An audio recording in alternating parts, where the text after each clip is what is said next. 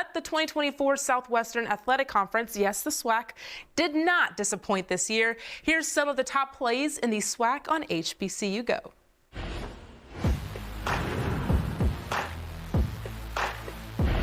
From their own 46, 1st and 10, wide open on the air side. Here is Robinson. Javon Robinson still going. He's going. Touchdown. 54 yards. He set, going for it all, and it is caught. Darren Morris, touchdown. Here's Langford. Got a man wide open, and that's the freshman. Welch, touchdown, 44 yards. That's how you do a homecoming dance into the Karate Kid Daniel's son. Pass down the middle, wide open in the middle of the field. Headed down. This is going to be 6.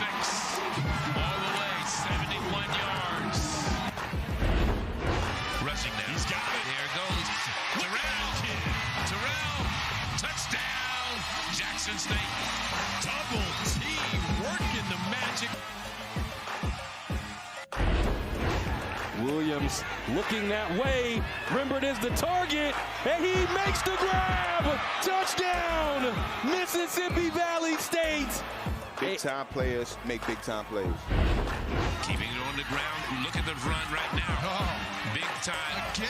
move. And who do you have? Mr. Quinn. Quinn is into the end zone all the way. Touchdown, Texas Southern. Charlie Neal, John Kelly here. We had an opportunity to have a up front and front row seat for the SWAC this past year, and John had its share of twists and turns. You know, the SWAC had 5 new head coaches this year. One of them was at Florida A&M. Willie Simmons goes away to Duke University, who's now at Florida International, and he's replaced by James Colsey. And the Rattlers opened the season 2-0, and they looked like they were on a roll, and they were non-conference games, but they finished in 3rd place in the East. Yeah, a lot expected from this team this year. And you pointed out, Charlie, 5 new head coaches, only 1 remaining from when we started HBCU Go football coverage back in 2022. So it's a big musical chairs. But yes, James Colsey comes in, everybody expecting him to pick up right where Simmons left off. Didn't have the kind of season everybody expected. They did have some bright points, though. So again, not a wash on the season, so something to build on for them as well. But newcomer of the year, quarterback Daniel Richardson, this kid is a big-time threat all season long. Over 2,600 yards passing, 23 touchdowns. So they made an immediate impact there at quarterback, newcomer of the year. So I think this is a team that, again, every year they're always in the mix. Didn't get to the title game this year, but I think with the new head man, James Colsey, we can see a lot from the Rattlers. As you say, they like to strike and strike again. No question. Another first-year head coach, Terrence Graves, Southern University. The Jaguars went 6-1 against SWAC opponents, winning the West and a spot in the SWAC championship game against Jackson State. Yeah, Terrence Graves, brand new guy, no sweat, comes in and really gets his team playing his kind of ball. As you said, an outstanding debut, 7-1 in the conference, made that SWAC title game and got the game. But again, for a first-year head coach to come in, get to the title game and do everything they did, it was a strong run for them. And they also had Kelby Givens, co-defensive player of the year, so he was an anchor on that defensive side of the ball. This kid was wreaking havoc on everybody they played. We're seeing a lot of coaches changes, but at the same time, we're seeing certain teams with these new coaches making a strong impact, giving teams, fans need hope. They've got hope there at Southern. No question. And Jackson State, of course, we know, led by their second-year coach, T.C. Taylor. After a 2-2 start, they reeled off 9 straight games. They win and earn the right to host the SWAC championship game, and they beat Southern University, and they go to the Celebration Bowl for the 3rd time in 4 years. Yeah, man, come on. What can we say about T.C. Taylor? You follow an act. Deion Sanders, that is a tough act to follow, maybe one of the toughest in all of college football. The success he had, the shine. T.C. Taylor came in, he said, I want to reboot this culture. I know Deion was great, pulled a lot from him, but he said, I'm going to do it my way. And Charlie, we watched these guys up close and personal twice this year.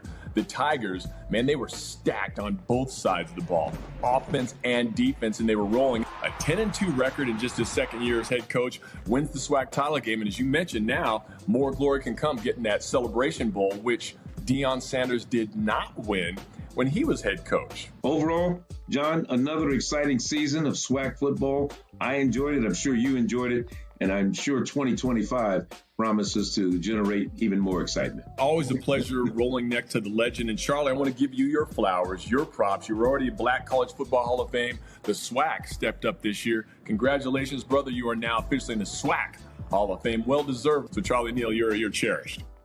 Thank you so much. So those were some pretty exciting plays. I'm excited about checking out the SWAC postseason honors here. I am too. Let's get it going.